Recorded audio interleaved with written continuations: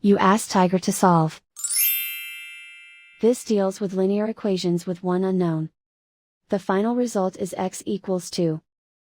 Let's solve it step by step. Group all constants on the right side of the equation.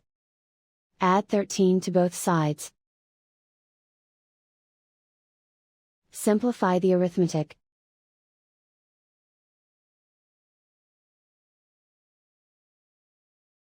Isolate the x.